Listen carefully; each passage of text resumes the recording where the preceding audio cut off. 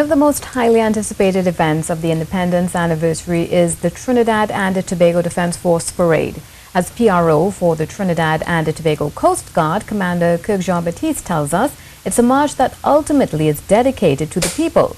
Now, there's a host of what goes on behind the scenes preparation that goes into making the day a success. Here's a sneak peek at what it entails. One of the marks of independence, and possibly one of the most important rules for any nation to adopt, is the ability to protect its people.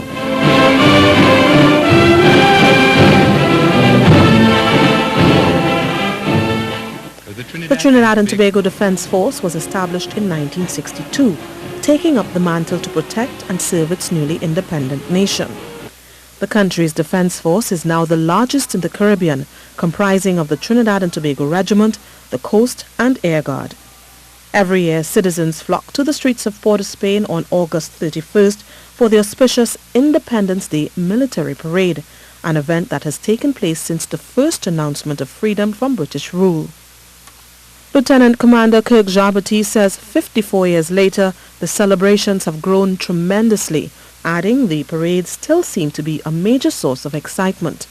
We do indeed have a love of parade and a love of seeing our men and women in uniform displayed on the road and etc. etc.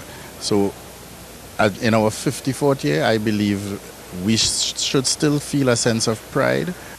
But while it's relaxing time for onlookers, the commander explains there's no cool down for those actually involved. Tons of preparation and discipline are needed to ensure a certain standard is maintained. Commenting on who qualifies to participate in the parade, he says once a member of the protective services, it's one's ceremonial duty to march. But he adds the obvious: they must be physically able to withstand the pressure of the day. Generally, somebody has to be fit and, of course, in good health to make a parade of this kind. It involves long standing in the sun and a lengthy march. Helicopter operators could also be seen rehearsing their flying routines. But Mr. JEAN-BAPTISTE reiterates it's hardly about the participants. He says the feedback from the crowds always make the grand preparations worth it. The parade is not for the military, you know. The parade is for the people of the Republic of Trinidad and Tobago. Right? We mark it with a parade, right, in honor of the President of the Republic and in honor of the fact that we became an independent nation in 1962. And hence the reason we leave the square and we go on the road all the way down to the police barracks. And that is for the full display in the eyes of the public. On that note, possibly the highlight of the parade for spectators, the musical accompaniment. And here's a fun fact. Our defense force is the only one in the world that has a steel band. And in celebrating what's uniquely ours, Mr. JEAN-BAPTISTE says this year is particularly special as only local compositions will be played.